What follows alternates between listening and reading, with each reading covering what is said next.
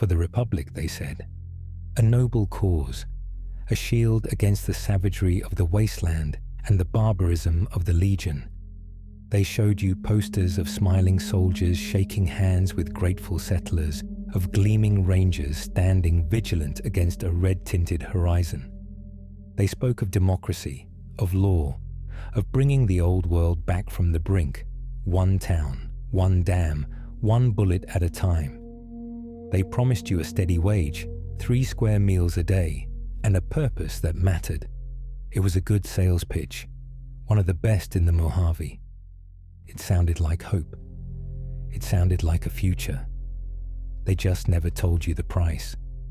They never mentioned the fine print, the part that said your life was just another number on a spreadsheet in some clean office back in Shady Sands, a resource to be expended as coldly and efficiently as a box of ammunition. They never told you that you would die, not for a grand ideal, but for a forgotten patch of sun-scorched dirt, abandoned by the very republic you swore to protect. This is a story about what it's really like to be a trooper in the new California Republic Army. It is not a story of heroes wrapped in the 2-headed bear flag, but of the expendable, the forgotten, the men and women sent to bleed in the dust at the edge of the map. Specifically, it is the story of Echo Company, or what was left of it, assigned to the meat grinder known as Camp Forlorn Hope. And within that company, it is the story of a single fire team, a mismatched trio of souls bound together by nothing more than the indifferent bureaucracy of war. There was Corporal Valerie, the sniper from the sterile confines of a vault, whose cynicism was a shield as thick as concrete. There was Private Carl, the tribal warrior with a heavy repeater, whose quiet rage was a fire banked so deep it threatened to consume him. And there was Private First Class Junior, the conscript from the scrap heaps of Junktown, a boy so terrified he seemed to vibrate with a constant, silent scream. They were ordered to hold a position that could not be held, to fight a battle that could not be won. But as the world closed in on them, as the brass wrote them off and the enemy massed for the kill, they would be forced to discover what they were truly fighting for. Was it for the Republic, or was it for something else entirely? To understand Corporal Valerie, you had to understand where she came from. Vault City was not just a place. It was an idea, a meticulously crafted monument to order, purity, and control. It was a city born from the sterile womb of a vault, a community that had survived the atomic fire not through rugged endurance, but through rigid adherence to protocol. Its walls were pristine white, its streets were clean enough to eat from, and its citizens were, by their own declaration, the true inheritors of the old world. Valerie grew up breathing filtered air, drinking purified water, and absorbing the central tenet of Vault City's philosophy, that they were better than the outsiders who scrabbled for existence in the contaminated dust beyond the gates. The world outside was a chaotic, dirty, and dangerous place, filled with tribals, scavengers, and mutants. Inside was safety. Inside was civilization. Her childhood was a study in scheduled perfection. Education was paramount, focusing on the sciences, history, as approved by the first citizen, and the civic duty of every resident to maintain the city's integrity. Deviance was not tolerated. Questions that strayed too far from the accepted curriculum were discouraged. Emotions, while acknowledged, were expected to be kept in check, secondary to logic and reason. Valerie excelled in this environment. She was intelligent, observant, and possessed a natural aptitude for marksmanship, a skill honed in the Vault's advanced simulation pods. Her father was a senior officer in the Vault City Guard, a man who saw the world in black and white in terms of threats and protocols. He taught her to shoot, to strip a plasma rifle before she could properly read, and instilled in her a deep-seated belief in the system. The system kept them safe. The system was just. It wasn't one single event that cracked the foundation of her belief, but a series of small hairline fractures that spread over years. It started with the traders. They would come to the outer courtyard, their Brahmin laden with goods the city couldn't produce. Valerie, on guard duty as a young cadet, would watch them. They were grimy, their clothes were patched, and they spoke in rough, uncultured accents. But they also laughed, a loud, unrestrained sound rarely heard in the polished halls of the city. They told stories, they argued. They lived with a vitality that felt alien and yet strangely compelling. The official doctrine was that they were lesser, fortunate to be allowed to trade with their betters. But Valerie saw in them a freedom she was beginning to realize she lacked. Then there was the incident with the sick child. A family of outsiders had traveled for weeks, seeking access to Vault City's advanced medical technology for their daughter, who was dying from a radiation-induced fever. They pleaded at the gate, offering everything they owned. The protocol was clear. No outsiders were to be admitted for medical treatment without undergoing a rigorous and often prohibitive citizenship test. The risk of contamination, both biological and ideological, was deemed too great. Valerie watched as her father, the duty officer that day, calmly explained the regulations and turned them away. He wasn't cruel. He was simply following the rules. He showed no emotion as the family collapsed in despair. He was just doing his job. That night, Valerie couldn't sleep. The image of the child's pale face and the father's broken sobs were etched into her mind. The system that was meant to protect felt, for the first time, like a cage built of callous indifference. The final break came when her own friend, a boy named Leo, was exiled. Leo was a dreamer, an artist who painted scenes of the outside world from the stories the traders told. His work was vibrant, chaotic, and utterly at odds with the sterile aesthetic of Vault City. He questioned things. He asked why they remained locked behind their walls when they had the technology to help rebuild the world. He was branded a subversive, a tribal sympathizer. After a brief, perfunctory trial, he was declared a threat to social cohesion and cast out into the wasteland he so often dreamed of. Valerie argued for him, pleaded with her father, but it was useless. The system had passed its judgment. The day Leo was forced through the gate, he looked back at her, not with anger, but with a sad, knowing pity. It was the look of a free man seeing someone who was not. That was the day Valerie's Vault City died. She saw it for what it was, a beautiful, sterile prison, terrified of the very world it claimed to be superior to. The cynicism that would later define her began to take root, a bitter weed growing in the ruins of her former faith. She could no longer serve a system that valued protocol over people, purity over compassion. She needed to get out, to see the world Leo had been exiled to find something real, even if it was ugly and dangerous. The new California Republic was expanding, its recruiters a common sight at the trade gates. They spoke of unity, of bringing all of humanity together under one banner. It sounded like a lie, but it was a more interesting lie than the one she was currently living. It was a way out. She quietly gathered what she needed, cleaned her rifle one last time, and under the cover of a moonless night, she slipped out of the city that had raised her. She walked away from the clean white walls and didn't look back, trading a life of perfect, sterile order for the chaotic, dirty freedom of the wasteland and the uniform of the NCR. Cale's world, before it was consumed by fire and blood, was one of earth and sky, of ancient traditions whispered on the wind. He was of the Painted Rock tribe, a small, semi-nomadic community that lived in the canyons east of the Colorado River. Theirs was a life dictated by the seasons, by the migration of the bighorn sheep, and by the stories of the elders.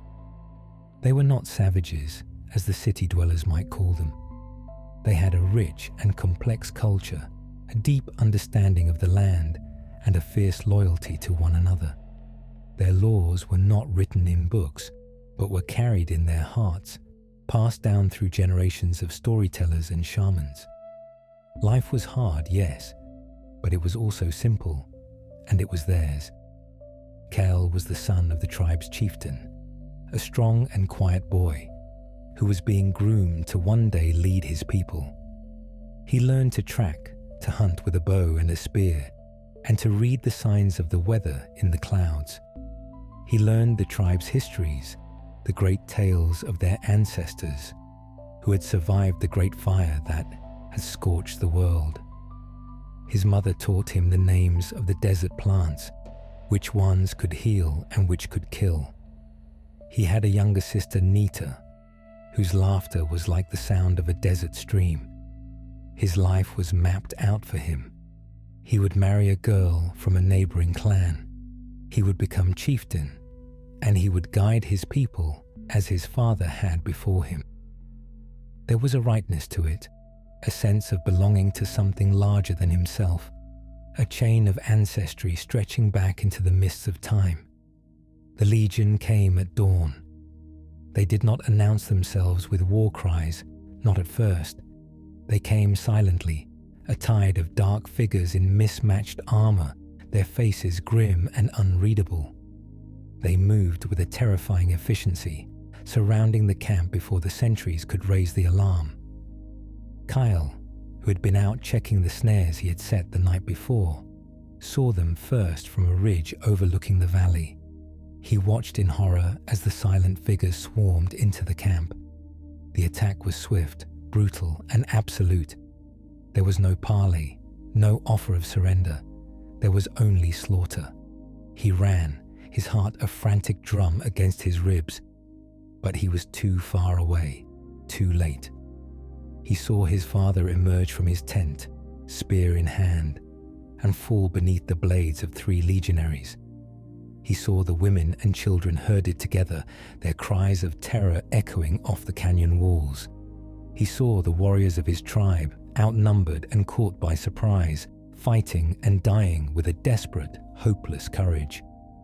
The legionaries moved with the precision of a well-oiled machine, killing the men and shackling the women and children for the long march into slavery. The air filled with the smell of smoke as they set the tents and longhouses ablaze. Kyle watched it all from his hiding place, a helpless, silent witness to the complete and utter destruction of his world. He saw the Legion centurion, a giant of a man in ornate armor, direct the massacre with cold, detached commands. He saw the bull banner raised over the ashes of his home. But the image that burned itself into his memory, the one that would fuel his nightmares for years to come, was of his little sister, Nita, being dragged away, her eyes wide with terror, crying his name. He did nothing. He could do nothing. To reveal himself would have been to die, and so he stayed hidden, curled into a ball behind a rock, as the last vestiges of his life were erased from the earth. The shame of his survival was a poison that seeped into his soul. When the Legion finally moved on, driving their new slaves before them, Kyle crept down into the ruins. The silence was the worst part. The familiar sounds of his village, the laughter, the chatter, the barking of dogs, were gone, replaced by the crackle of dying fires and the buzzing of flies gathering on the dead. He walked through the ashes of his home, a ghost in the graveyard of his own life. He found his father's body and his mother's, and he performed the rites of passage as best he could, his hands trembling, his throat raw with unshed tears. The grief was a physical weight, a crushing stone on his chest, but beneath it, something else was taking shape. A cold, hard knot of pure, undiluted hatred. He buried his past and took up a new purpose: revenge. He scavenged what he could from the wreckage, a sturdy hunting rifle and a few rounds of ammunition. He left the canyons of his youth behind and began to walk west, following the rumors of the war against the Legion. He was no longer Carl, son of the chieftain. He was an instrument of vengeance, a vessel for the spirits of his slaughtered people. He heard tales of the new California Republic, the army with the two-headed bear on its flag that was fighting the bull. They were outsiders, city dwellers who knew nothing of the land, but they had guns, numbers, and a shared enemy.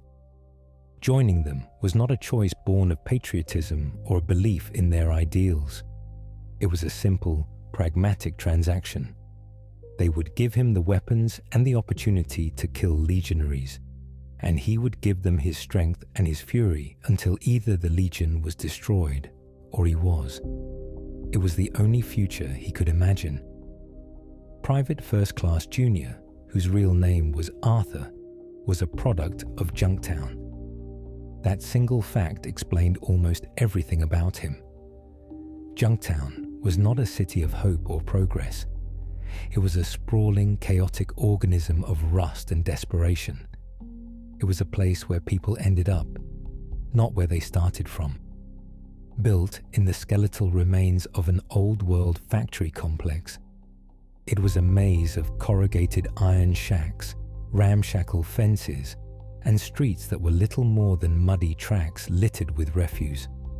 The air tasted of metal and smoke, and the only law was the one enforced by the biggest gang or the person with the largest gun.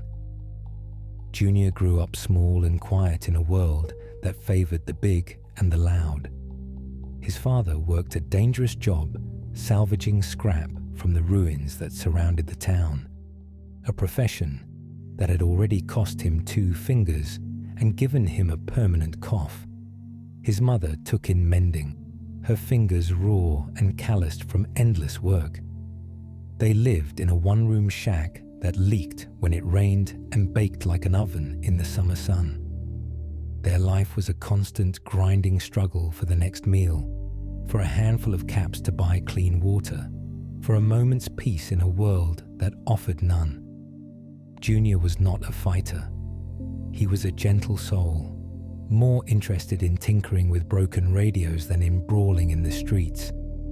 His dream was a simple, almost laughably modest one: to one day have a small repair shop of his own, a place with a solid roof and a door that locked. The NCR came to Junktown like a promise of salvation. They rolled in with their trucks and their clean uniforms, setting up a recruitment tent in the middle of the town's squalid marketplace. They offered things that seemed like fantasy to people, like junior, citizenship, a guaranteed salary, education, and medical care.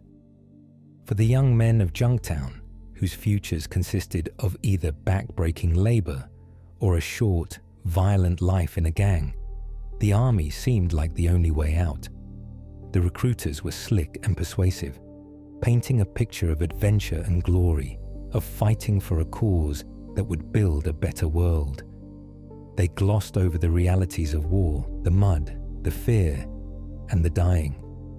Junior had no desire to be a soldier. The very thought of holding a gun, of pointing it at another human being, made him feel sick.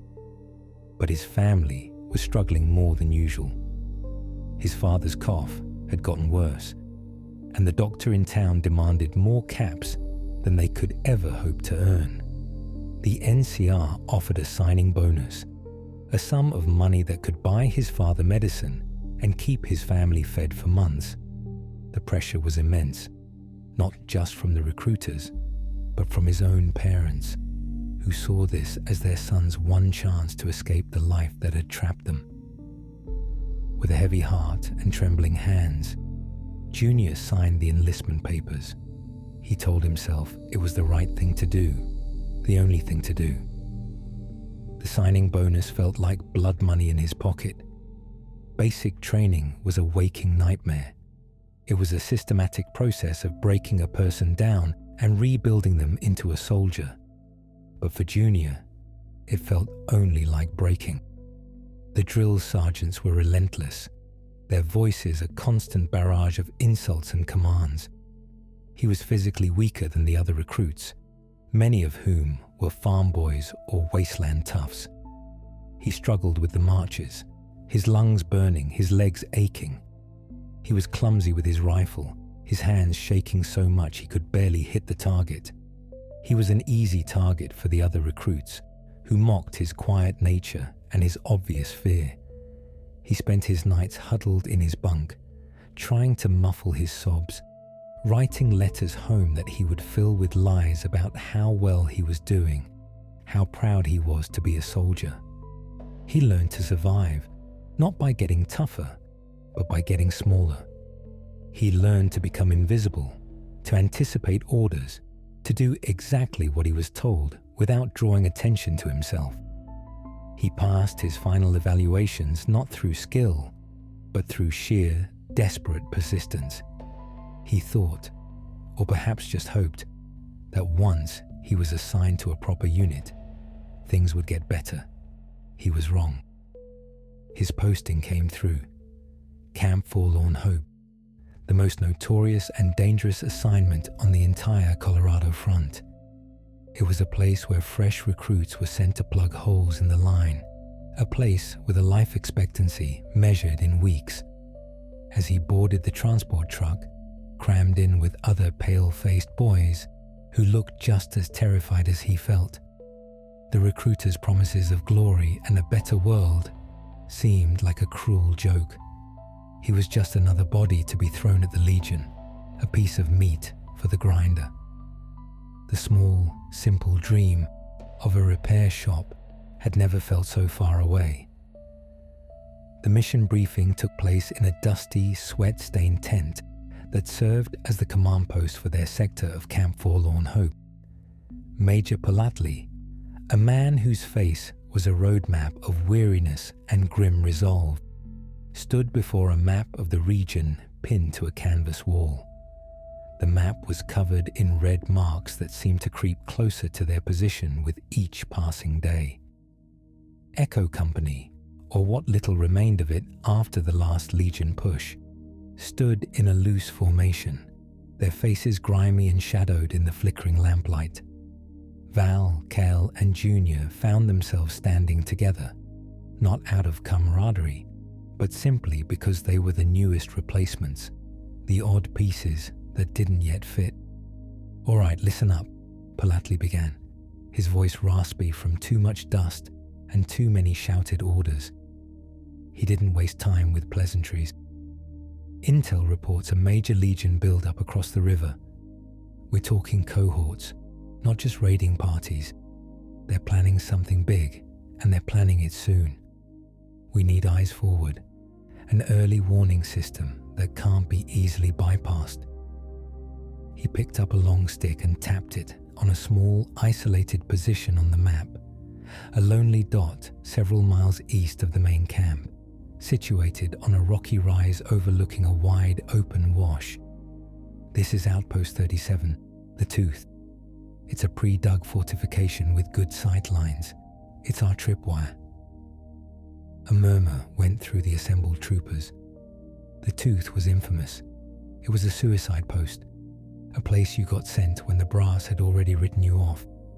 It was too far for quick reinforcement and too exposed to hold against any serious assault.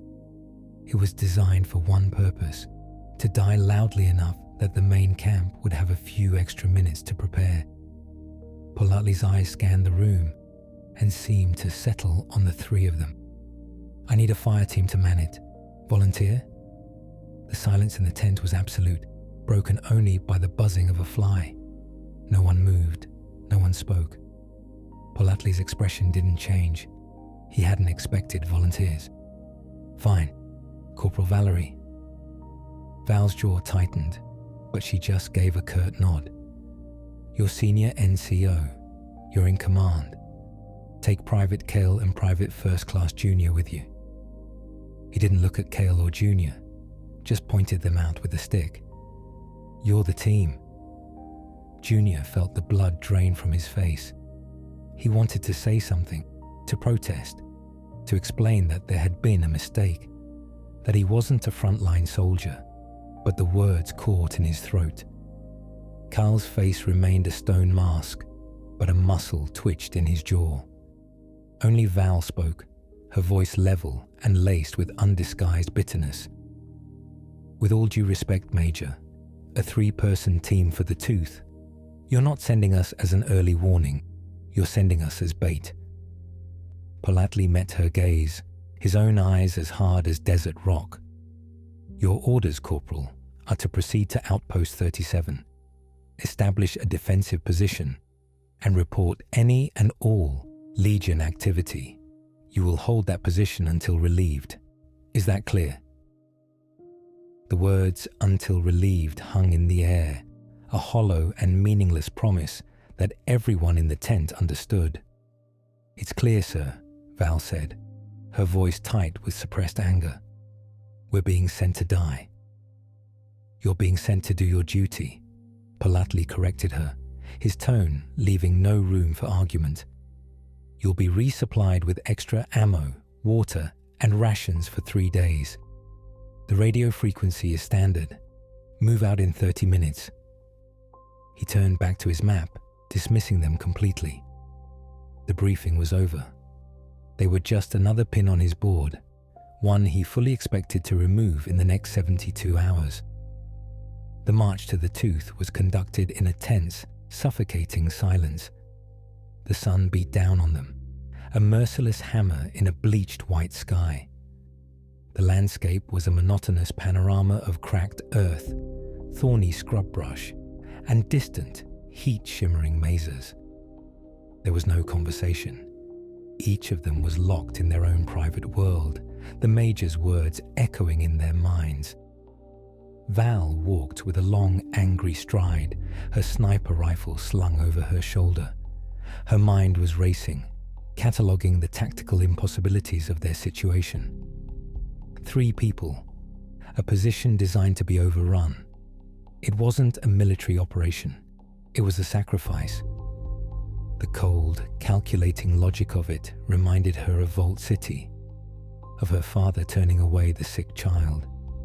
It was the same detached cruelty, just dressed in a different uniform. Kyle moved with a steady, enduring rhythm, his heavy repeater held at a low ready. The weight of the weapon seemed to be the only thing anchoring him to the earth.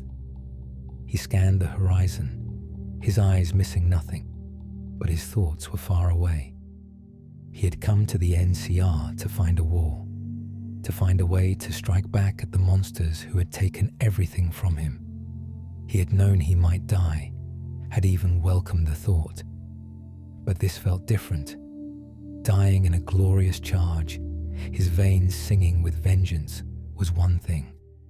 Dying in a forgotten hole in the ground because some officer back at camp needed a few extra minutes felt empty. It was a pointless death, a waste of the hatred he had nurtured so carefully. Junior stumbled along behind them, his pack feeling twice its actual weight, his rifle a clumsy, alien object in his hands. Every shadow looked like a lurking legionary. Every gust of wind sounded like a whispered threat. Fear was a physical thing, a cold knot in his stomach and a metallic taste in his mouth. This was it. This was the moment he had dreaded since the day he signed his name on that paper. He wasn't going to be a hero. He wasn't even going to be a soldier. He was going to be a casualty, a name on a list, another boy from Junktown who never came home. He thought of his mother and father, of his small, impossible dream of a repair shop, and a quiet, desperate sob escaped his lips, quickly swallowed by the vast, indifferent silence of the Mojave. The outpost, when they finally reached it, was even less impressive than they had imagined. Outpost 37, the Tooth, was little more than a glorified ditch carved into the crest of a low rocky hill. It consisted of a main trench, about 20 feet long and 4 feet deep, with a handful of smaller firing pits branching off from it. The walls were reinforced with sandbags, many of which had split open, their contents spilling onto the trench floor like dried entrails. A makeshift roof of corrugated tin and camouflage netting covered a small section, providing the only protection from the relentless sun. The position offered a commanding view of the wide, sandy wash below, but it also meant they were silhouetted against the sky, a perfect target for anyone with a scoped rifle. The previous occupants had left in a hurry, or perhaps not at all. Spent casings littered the ground, and a dark, rust-colored stain on the sandbags in one of the firing pits told its own grim story. "Home sweet home," Val muttered, dropping her pack with a thud. She immediately began a professional detached assessment of the position. "Kyle, set up your repeater in that main pit. It gives you the widest field of fire. Junior, you're with me. We'll take this end. Start stacking fresh sandbags on the forward parapet. I want another foot of cover before sunset." Her voice was crisp and authoritative, the voice of an NCO taking charge. It was a mask, a way to impose order on a situation that was fundamentally chaotic and hopeless. Kyle grunted in acknowledgement and moved to his designated position without a word. He began assembling the bipod for his weapon, his movements economical and precise. He worked with a grim focus, his mind shutting out everything but the task at hand. This ditch would be where he made his stand. This patch of dirt would be soaked in Legion blood before they took it. It was not the glorious battle he had envisioned, but it was a battle nonetheless, and he would not be found wanting. Junior, however, stood frozen, staring out at the vast, empty expanse before them. His knuckles were white where he gripped his rifle. "Corporal, what if they're already out there, watching us?" His voice was a reedy whisper. Val didn't look at him. She was busy checking the sight on her own rifle, her movements fluid and practiced. "They are," she said flatly. "They're always watching. That's why you're going to fill those sandbags and make yourself a smaller target. Move, Private." The harshness in her tone was deliberate. Fear was a disease, and she couldn't afford an outbreak. Not here, not now. For the rest of the afternoon they worked. They refilled sandbags, cleared firing lanes of loose rocks, and organized their supplies. Val methodically arranged their ammunition, creating small caches in each firing position. Carl field stripped and cleaned his repeater, ensuring it was in perfect working order. Junior, spurred by Val's sharp commands, shuttled supplies, his fear channeled into frantic, nervous energy. The physical labor was a temporary balm, a way to keep their minds from dwelling on the inevitable. As the sun began to dip below the horizon, painting the sky in fiery shades of orange and purple, a fragile sense of order had been imposed on their tiny fortress. They ate their first meal in silence, chewing on dry crackers and processed meat from their ration packs. The initial tension of the march had settled into a kind of resigned gloom. They were three strangers, trapped together on a sinking ship. Val finally broke the silence, her voice low. "Let's get something straight. We're not here to be heroes. We're here to survive as long as possible. We conserve ammunition. No firing unless you have a clear target. We take shifts on watch, 2 hours on, 4 hours off. Kel, you take first watch. I'll take second. Junior, you're last." Junior swallowed hard. Watch for what? Anything, Val said, her eyes scanning the deepening shadows in the wash below. A flicker of movement, a glint of metal, the sound of a dislodged pebble. The legions send scouts before the main force. They'll test us, see how we react. Our job is to see them first. As night fell, the desert transformed. The oppressive heat gave way to a biting cold, and the silence became a living thing, filled with the rustle of unseen creatures and the lonely cry of the wind. Kyle took his position, his large frame melting into the darkness. He sat perfectly still, the heavy repeater cradled in his arms, his senses alive to the night. He was more at home in the darkness than the other two. The night was a hunter's element, and he was hunting. He wasn't just watching for the Legion, he was waiting for them, inviting them, a cold fire burning in his chest. Val tried to get some rest, but sleep wouldn't come. She lay on the hard-packed earth, her rifle beside her, her mind replaying the Major's words, until relieved. It was such a simple, elegant lie. The NCR didn't have the manpower to relieve them, not if a major assault was coming. They were a sacrifice pawn in a game she was tired of playing. Her cynicism, once a source of bitter pride, now felt like a heavy cloak. It kept her from falling for the Republic's pretty lies, but it offered no warmth, no comfort, only the cold, hard certainty of their doom. Junior was curled in a ball at the far end of the trench, feigning sleep. Every gust of wind was the sound of approaching footsteps, every shadow a crouching legionary. He closed his eyes and tried to picture his home in Junktown.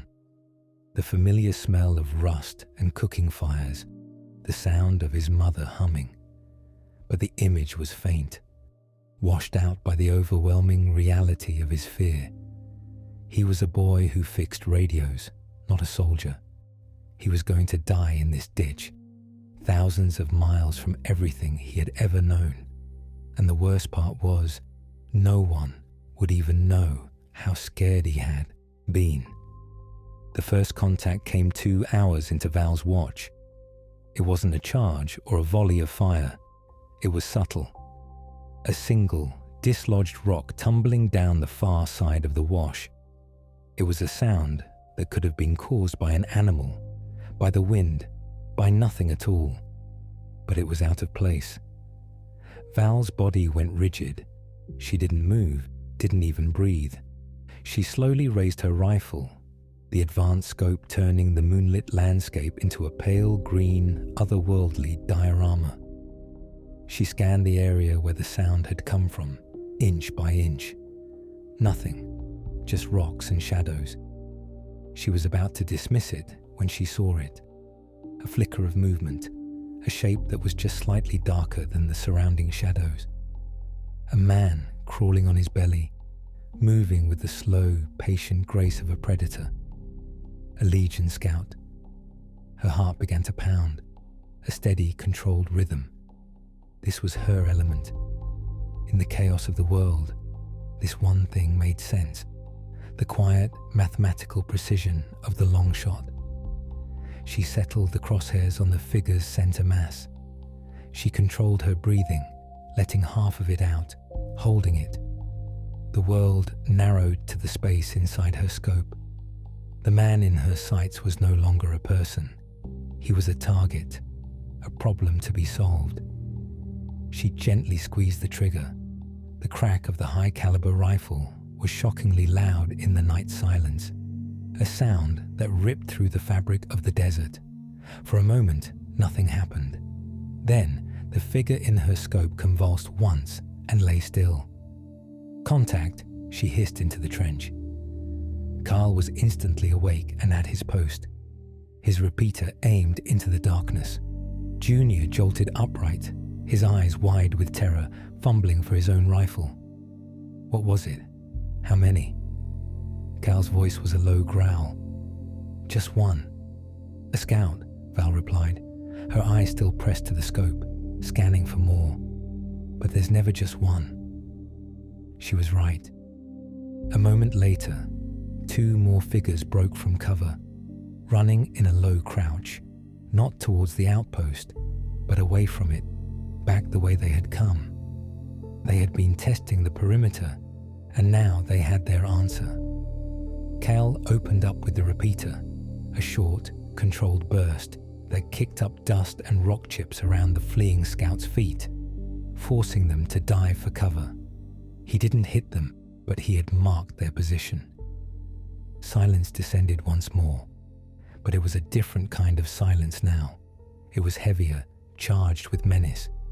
They were no longer alone. The enemy knew they were here, and they knew their position. The waiting game was over. The siege had begun. They spent the rest of the night in a state of high alert, their nerves stretched taut. Every sound was a potential threat, every shadow a potential enemy. Sleep was impossible. They just watched and waited for the sun to rise and for the war to come to their doorstep. The dawn brought no relief, only a clearer view of their isolation. The desert stretched out before them, empty and vast, but it no longer felt peaceful. It felt like a stage, and they were the actors, waiting for the main performance to begin. They knew the scouts would have reported back, and that a response was coming. The only question was when and in what form. Val used the morning light to range landmarks with her scope, memorizing distances, creating a mental map of kill zones. Kyle methodically cleaned his weapon again, a ritual of preparation that seemed to calm his nerves. Junior just sat, his back against the sandbags, chewing on a thumbnail, his eyes darting back and forth across the horizon. The attack came not with a frontal assault, but with a single sharp crack from a distant ridge. A chip of rock exploded from the sandbag next to Junior's head, showering him with dust. He yelped and flattened himself on the trench floor, his heart hammering. "Sniper," Val yelled, already dropping below the lip of the parapet. "They're trying to pin us down." Another shot rang out, thudding into the sandbags where Carl had been. Val crawled to a small peephole she had prepared between 2 sandbags and peered through her scope. She scanned the distant ridges, looking for the telltale glint of a scope or the muzzle flash. It was a deadly game of cat and mouse. The Legion sniper was good, his position well concealed. For 10 minutes, they exchanged single shots, bullets whining over the trench, kicking up puffs of dirt. Neither could get a clear shot at the other. It was a stalemate, but one that worked in the Legion's favor. While they were pinned, unable to raise their heads, the main force could be moving into position. "I need a distraction," Val said, her voice tight with concentration. "Kyle, on my mark, give that ridge a 5-second burst. Don't try to hit him, just make him duck. Junior, get ready." She looked at the terrified boy. "I need you to take that spare helmet, stick it on the end of your rifle, and raise it up over the edge of the trench, about 10 feet to my left. Can you do that?" Junior nodded, his hands trembling as he fumbled with the helmet. The idea of deliberately drawing fire was terrifying, but the directness of the order gave him something to focus on other than his fear. "Now," Val commanded. Kyle unleashed a deafening roar from his repeater, chewing up the rocks on the distant ridge. At the same time, Junior hesitantly raised the helmet into the air. The Legion sniper, his attention drawn by the heavy fire, took the bait. A single shot rang out, and the helmet on Junior's rifle was thrown backwards with a loud clang, a neat hole punched through its center. But in that split second, the sniper had revealed his position with his muzzle flash. It was all Val needed. She had already been aiming at the spot, and her finger was already squeezing the trigger. Her rifle barked once. She watched through her scope as a small, dark shape slumped over in a crevice on the ridge and did not move again. "Target down," she said, her voice devoid of triumph. It was just a statement of fact. The immediate threat was gone, but the silence that followed was even more unnerving. The sniper had been the opening act. They didn't have to wait long. A new sound began to drift across the wash, faint at first, then growing steadily louder. It was a rhythmic, guttural chanting, a sound that was both hypnotic and deeply unsettling. Then they saw them. Cresting the far side of the wash, a wave of humanity appeared. It wasn't an organized line of soldiers, but a mob. Legion recruits, many of them armed with little more than machetes and throwing spears, their bodies painted with white ash. They were a suicide wave, a first-line assault of fresh trainees and slaves, driven forward by the hardened legionaries behind them. Their purpose was simple: to charge the NCR lines, absorb bullets, and exhaust the defenders' ammunition before the real soldiers, the veterans, began their attack. "Here they come," Cal growled, settling the bipod of his repeater firmly on the sandbags. There was a grim satisfaction in his voice. This was what he had been waiting for. This was a target he could understand. "Hold your fire," Val ordered, her voice sharp. "Let them get closer. Every bullet has to count. Aim for the ones with the guns first." Junior stared in disbelief at the charging horde. There were dozens of them, maybe 100, a screaming, fanatical tide of bodies sweeping across the open ground. His training had not prepared him for this. Firing at distant targets was one thing. Firing into a crowd of running, screaming people was another. His hands were slick with sweat on the stock of his rifle. He felt a wave of nausea. The wave of recruits closed the distance with frightening speed. When they were 100 yards out, Val gave the order. "Fire!" The outpost erupted in a cacophony of violence. Val's sniper rifle barked with methodical precision, each shot taking down a recruit armed with a firearm. She was a surgeon of death, calm and detached, picking her targets with cold efficiency. Carl's heavy repeater opened up in long, devastating bursts, tearing bloody swathes through the front ranks of the charging mob. The weapon bucked and roared in his hands, a physical manifestation of the rage he had carried for so long. Bodies began to pile up in the sand, but the wave did not stop. For every one that fell, 2 more seemed to take their place, their fanaticism overriding any sense of self-preservation. Junior finally forced himself to fire.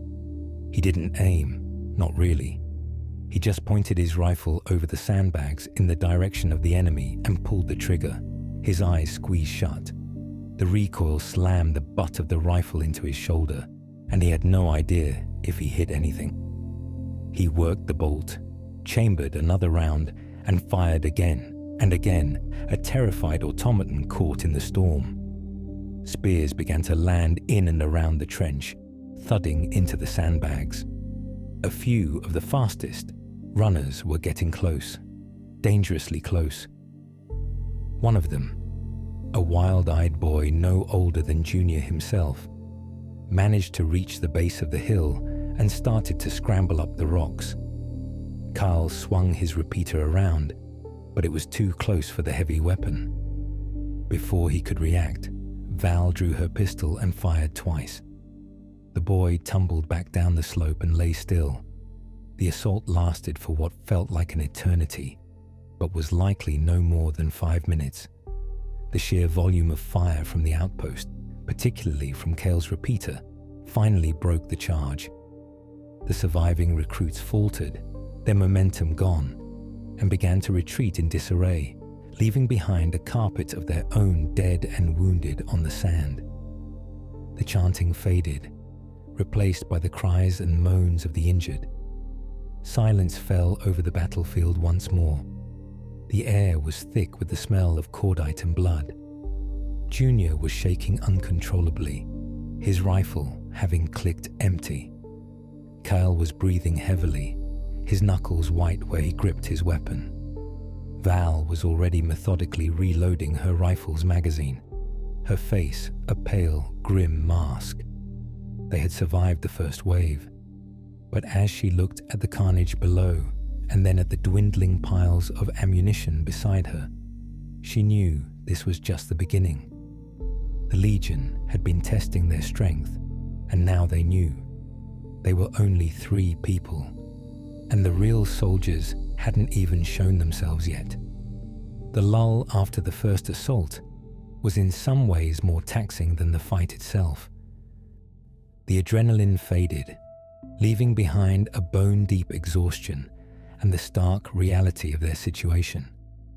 The sun climbed higher, beating down on the tin roof and turning the trench into an oven.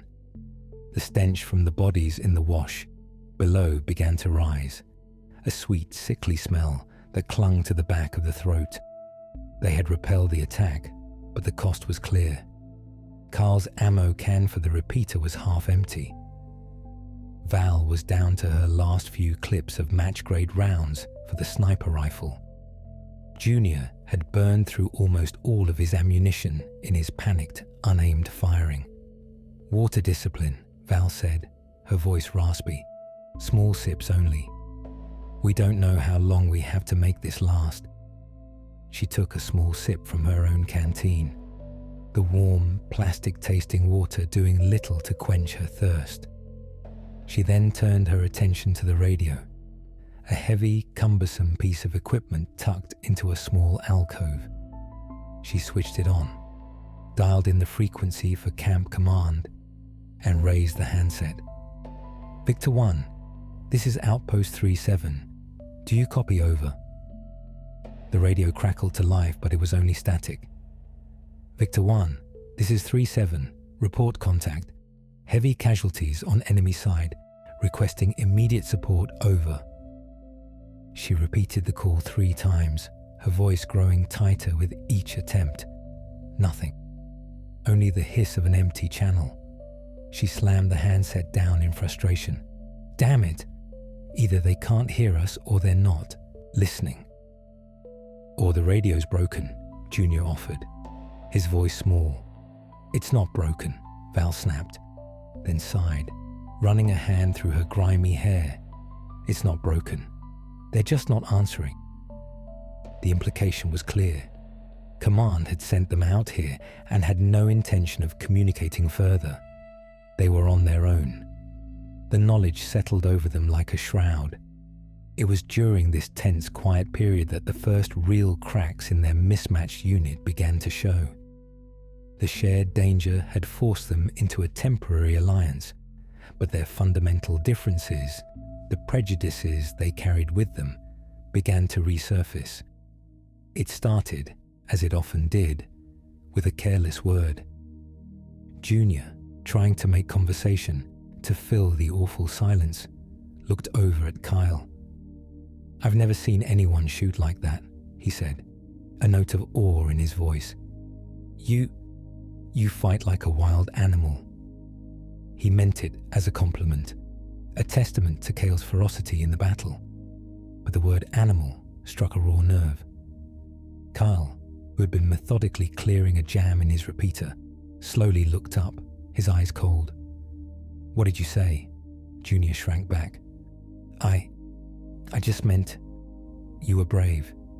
You city people," Kyle said, his voice a low rumble. "You think because we live with the land, because our skin is darker, that we are animals. We are not.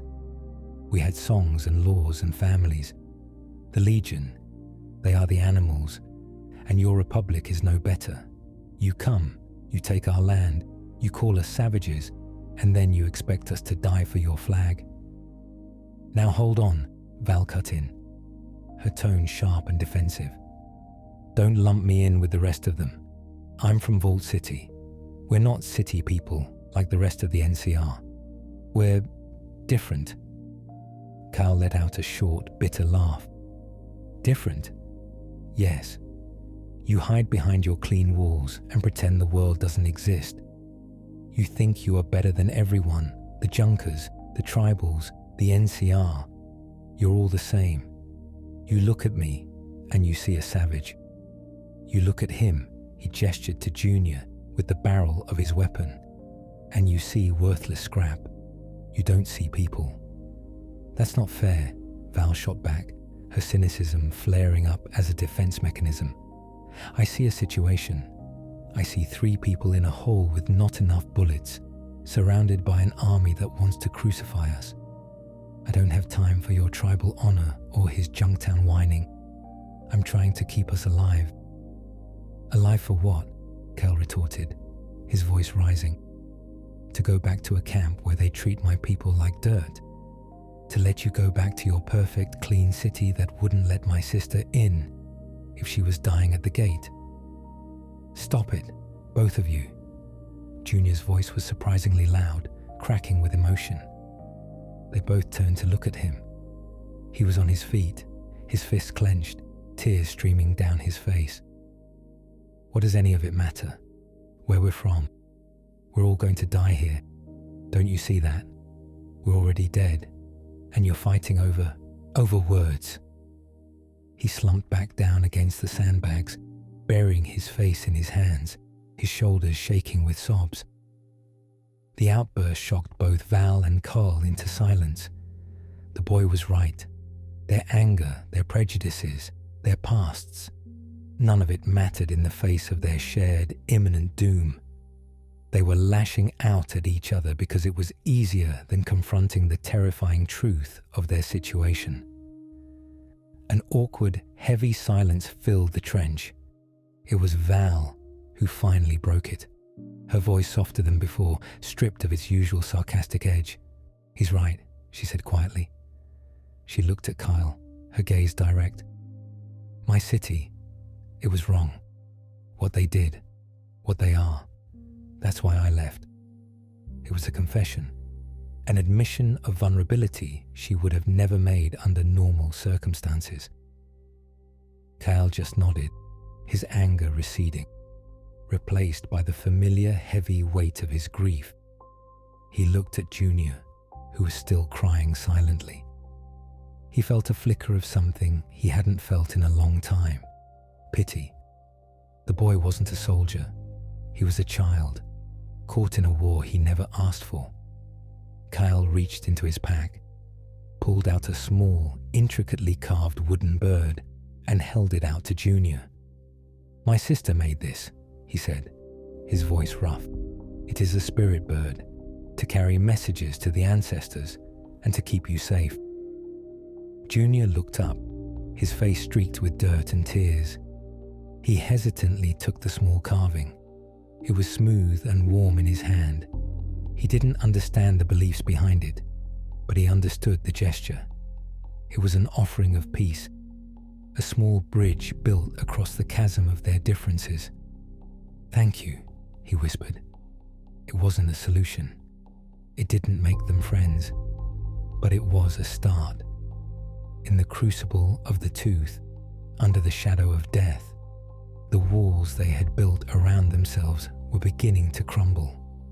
They were still a sniper from a xenophobic city, a warrior consumed by revenge, and a terrified boy from a slum. But for the first time, they were beginning to see each other, not as stereotypes, but as fellow prisoners sharing the same sentence. And that shared humanity, they would soon discover, was the only weapon they had left that truly mattered. The second assault came in the late afternoon, when the heat was at its most brutal and their vigilance was beginning to fray. This time, it wasn't a disorganized mob of recruits. This was the real Legion. They came in disciplined squads, moving with a terrifying coordination. They used the terrain for cover, advancing in short rushes from one rocky outcrop to the next. They were armed with proper rifles, and they laid down a base of suppressive fire as their assault teams moved forward. The air was filled with the snap and whine of bullets passing just inches over their heads. Stay down, Val yelled, pressing herself as flat as she could against the trench floor. The sheer volume of incoming fire was staggering. It hammered against their sandbag, fortifications, kicking up a constant storm of dust and debris. They were completely pinned. They're trying to fix us in place while their flanking parties get into position. Cal peered over the edge of the parapet for a split second before a hail of bullets forced him back down. I see them. 2 squads moving up the east slope. They're using the blind spot. The east slope was the weakest point of their position, a gentler incline with more cover. If a Legion squad got to the top, they could fire directly down into the trench. They would be slaughtered in seconds. I can't get an angle on them from here, Val said, her mind racing. We need to shift our fire. I'll go, Carl said, without hesitation. He pointed to a small secondary firing pit at the far end of the trench, one that had a clear line of sight to the eastern approach. Cover me. It's a suicide run, Val said. To get there, he'd have to cross a 10-foot section of the main trench that was completely exposed to the enemy's frontal fire. We're already dead if they get up that slope, Carl growled. Cover me. Val knew he was right. There was no other choice. Junior, on my mark, you and I are going to put every round we can into their main position. Don't worry about aiming. Just make them keep their heads down. Ready? Junior, his face pale with fear, could only nod, gripping his rifle tightly. Now! Val and Junior rose up and unleashed a desperate volley of fire. Bullets screamed past them, but they held their ground, firing as fast as they could work the bolts on their rifles. In that brief window, Kyle moved. He wasn't running. He was a low, powerful blur, his heavy repeater held tight to his chest. He covered the open ground in 3 long strides, diving headfirst into the safety of the secondary pit, just as a stream of bullets stitched the air where he had been a second before. He landed hard, but was immediately up, setting up his weapon on the edge of the pit. I'm in position, he yelled over the din of battle. A moment later, his repeater roared to life, its heavy slugs tearing into the flanking Legion squad. The surprise and ferocity of the attack from a new angle threw the legionaries into confusion. Kyle's fire was devastatingly effective at close range, cutting down 3 of them before they could even react. The others were forced to abandon their advance and scramble for cover. The flanking attempt had been thwarted, but the frontal assault intensified. The legionaries were now close enough to throw explosives. A grenade landed in the main trench with a dull thud, not far from Junior. He stared at it for a frozen second, his mind unable to process what he was seeing. It was Val who reacted. "Grenade!" she screamed, and without thinking, she lunged, grabbing Junior by the collar of his uniform and hauling him backwards, throwing them both against the far wall of the trench. The grenade exploded with a deafening roar, filling the small space with smoke, shrapnel, and the smell of burnt earth. When the smoke cleared, Val was lying on top of Junior, shielding him with her body. Shrapnel had torn through her flak jacket and into her left shoulder. Blood was already soaking through the fabric of her uniform. "Corporal, you're hit," Junior cried, his voice panicked. Val pushed herself up, her face tight with pain. "I'm fine," she gritted out, though a wave of dizziness washed over her. "It's not bad. Stay focused." She ripped a piece of fabric from her sleeve and began to fashion a crude pressure bandage. The wound was painful, but the adrenaline of the fight kept the worst of it at bay. The attack was faltering. Caught between Val and Junior's fire from the front and Carl's devastating enfilade fire from the side, the Legion squads were caught in a deadly crossfire. After another minute of intense fighting, they broke and retreated, dragging their wounded with them, The second lull descended, and this time, the cost was not just in ammunition, but in blood. Junior, his hands shaking, helped Val properly dress her wound, using a field dressing from his medical kit. His earlier helplessness was being replaced by a frantic need to be useful. "I'm sorry," he kept whispering. "It was my fault. I froze." "Stop it," Val said, her voice strained. "You're still here. You're still breathing. That's all that matters. You did good, Junior. You held your ground."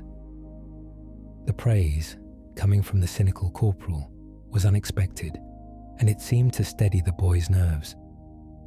Carl made his way back to the main trench, his face grim. "More are coming," he said, his eyes on the horizon. "That was just a probe. They know our weaknesses now." He looked at Val's wounded shoulder, then at their dwindling supplies. The unspoken truth hung between them. They had survived 2 assaults through a combination of skill, desperation, and luck. They would not survive a third.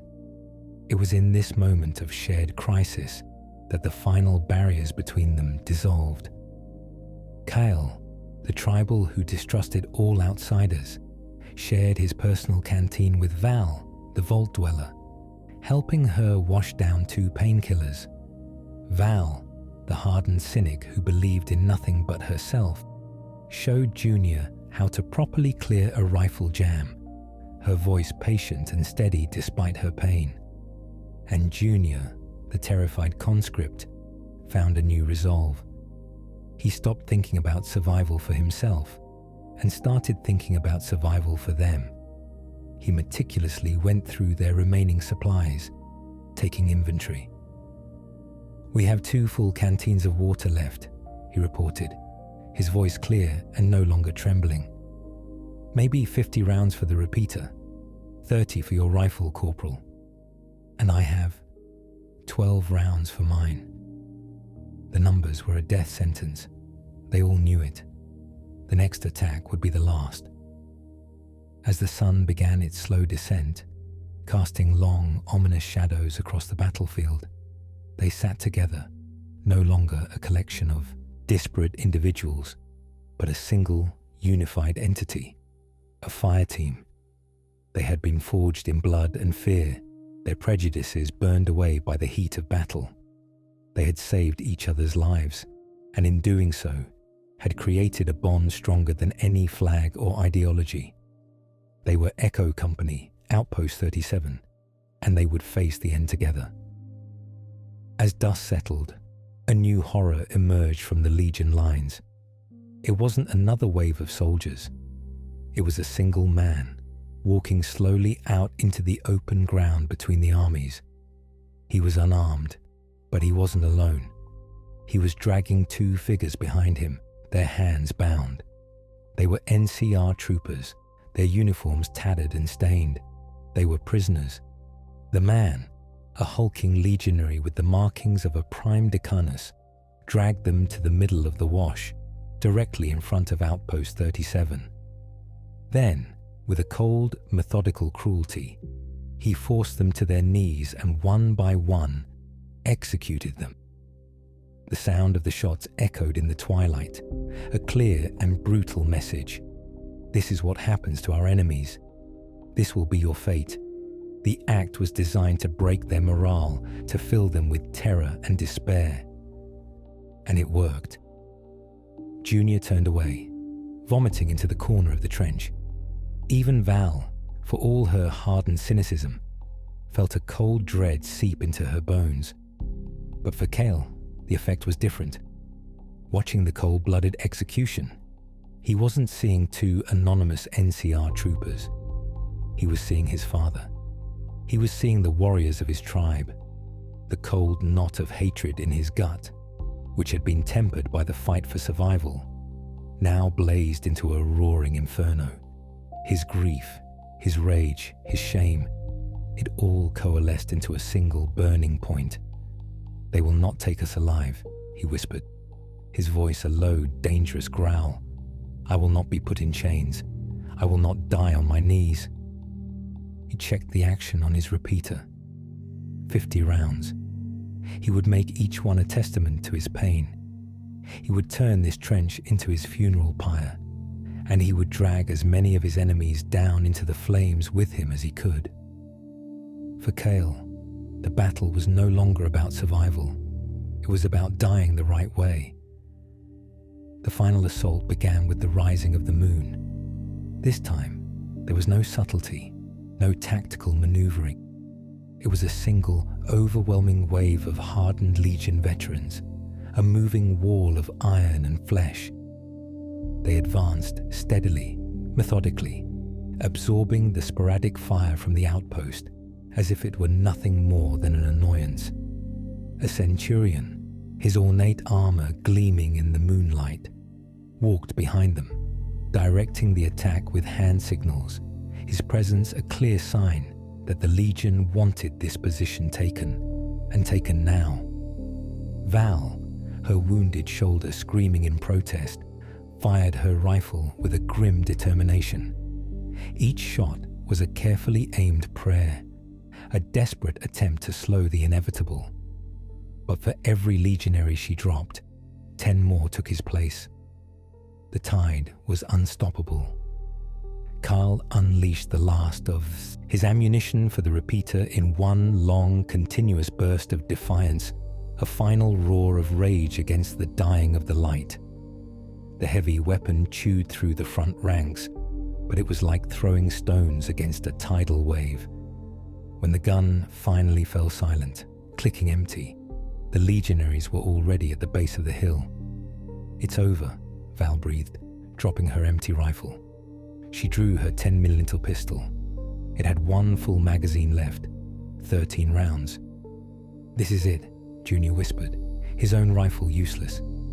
He looked at the other two, his eyes wide in the dim light. The fear was still there, a cold, hard knot in his stomach, but something else was there too, a strange sense of calm. He was going to die, but he would not die alone. He would die with these two people who, in the space of a single day, had become the most important people in his world. The first of the legionaries scrambled over the top of the parapet, a brutal-looking man with a machete raised high.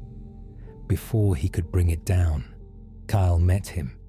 He had dropped his useless repeater and drawn a long, heavy knife, the kind his people used for hunting. He moved with a speed and ferocity that was shocking, his blade flashing in the moonlight. The legionary fell with a gurgle, his throat opened. Another took his place, and then another. Carl was a whirlwind of desperate violence, fighting with the last of his strength, a cornered animal making his final stand. Val fired her pistol with cold precision, taking down 2 more legionaries who were trying to flank Cale. But there were too many.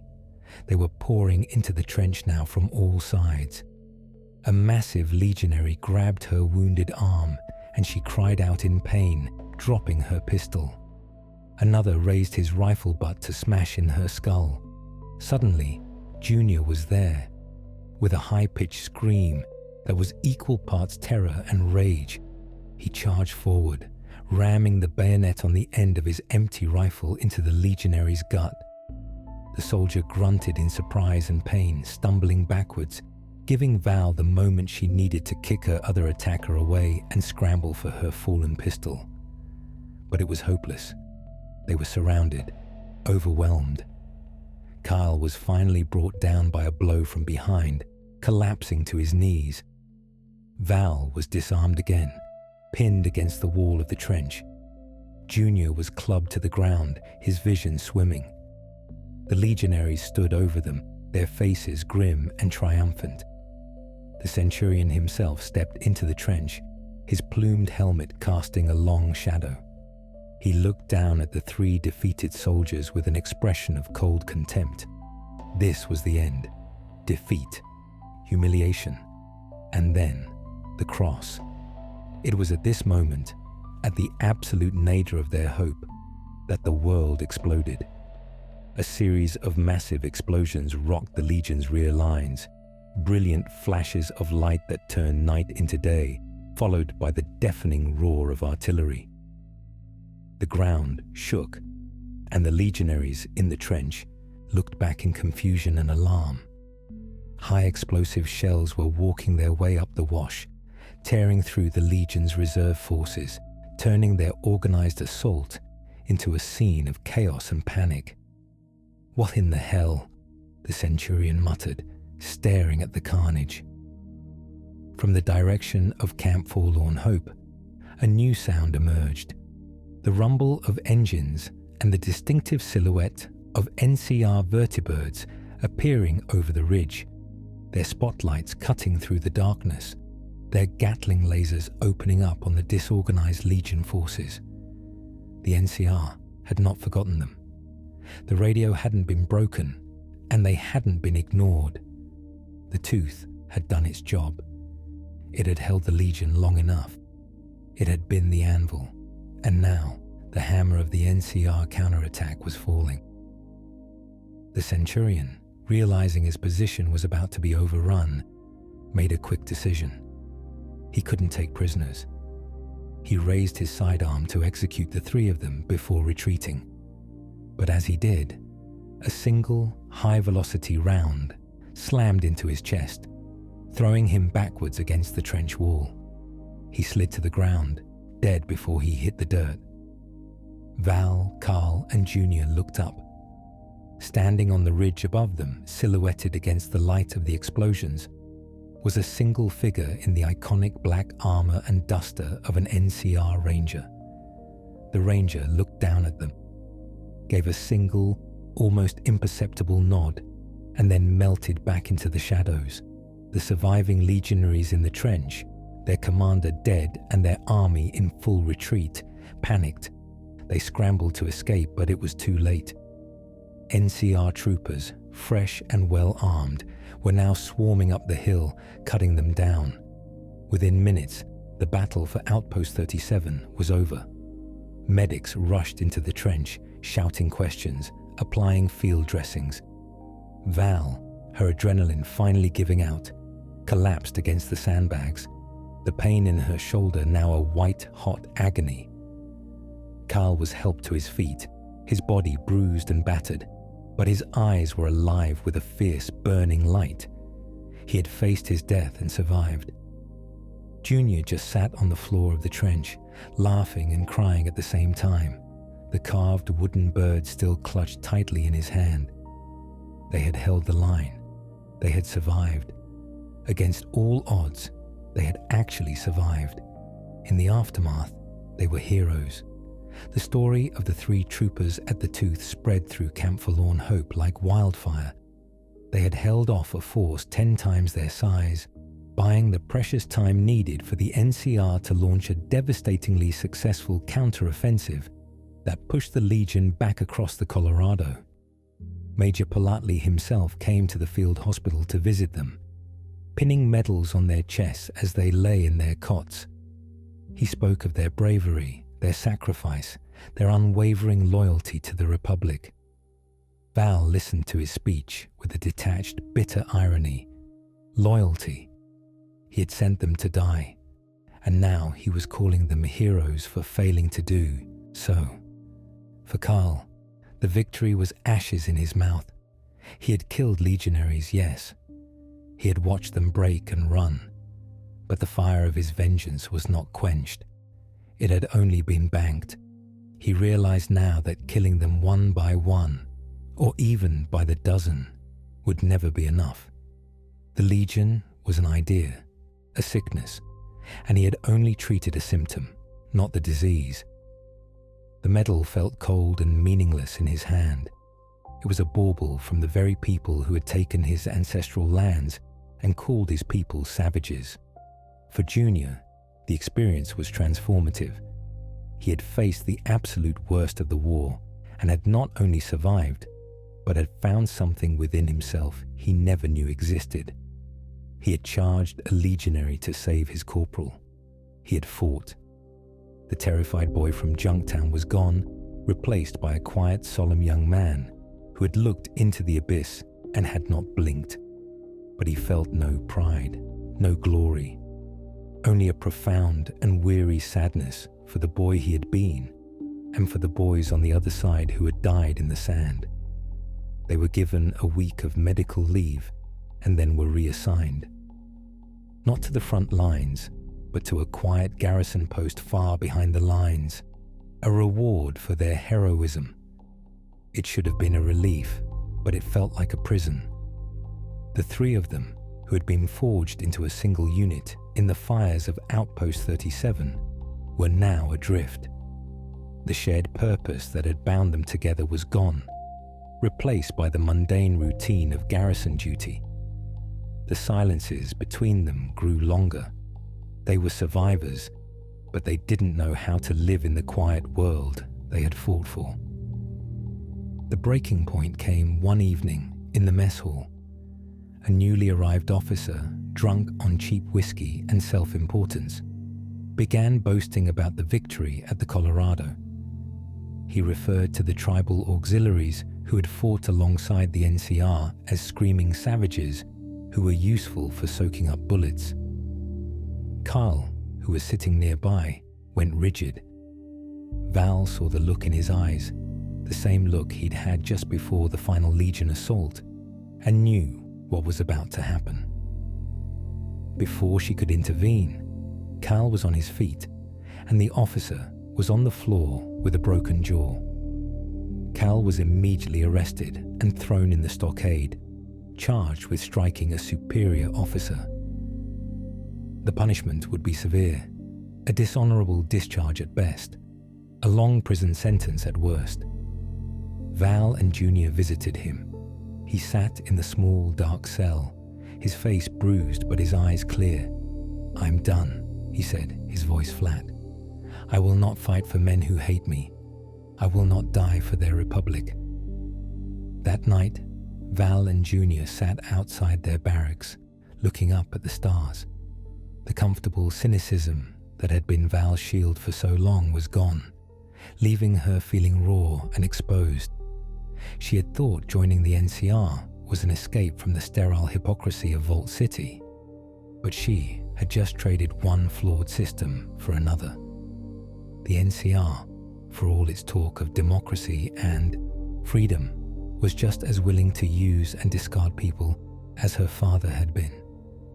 "He's right, you know," she said quietly. "This isn't our fight anymore. We did our duty.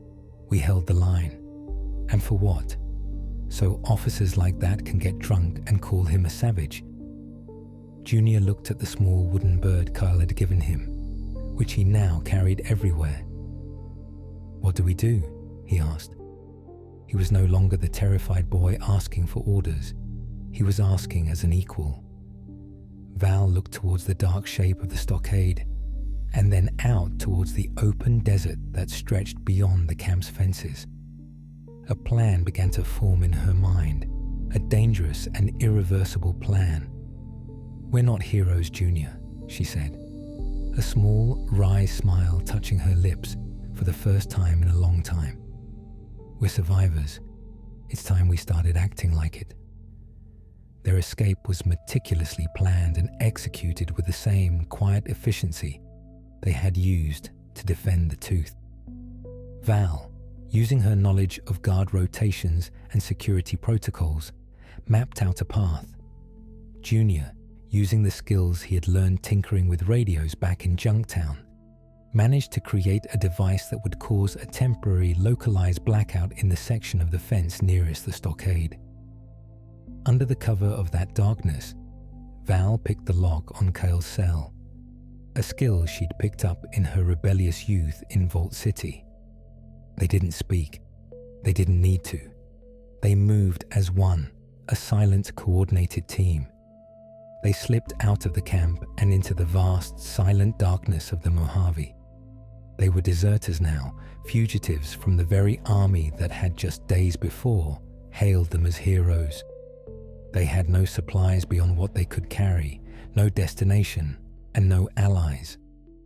They were wanted by the NCR, and if they went east, they would be hunted by the Legion.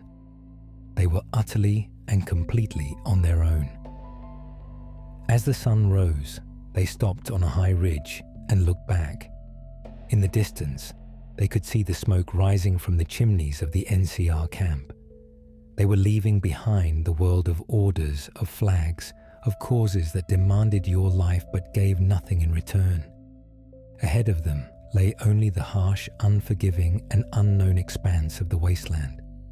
It was a terrifying prospect, but as they stood there, the three of them together, the cynical sniper, the vengeful warrior, and the boy who was no longer afraid, they were not filled with despair. They had lost everything. Val had lost her home and her faith in systems. Kyle had lost his people and his purpose for revenge. Junior had lost his innocence and his simple dream. They had been chewed up and spit out by the great impersonal machines of the world.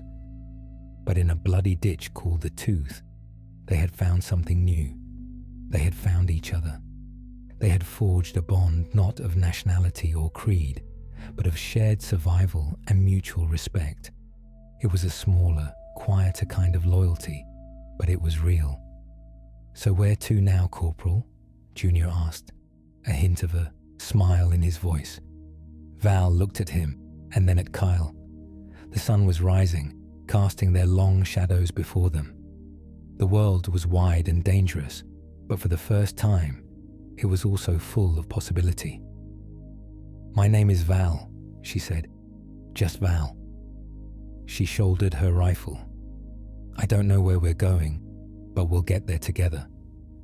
And with that, they turned their backs on the war and walked off into the desert. Three lost soldiers who had finally found something worth fighting for. Not a republic, not revenge, but the simple, profound, and unbreakable promise of watching each other's backs. Their true brotherhood was not born under a flag, but in the shared dust of survival, a tiny, flickering light of hope in the vast darkness of the wasteland.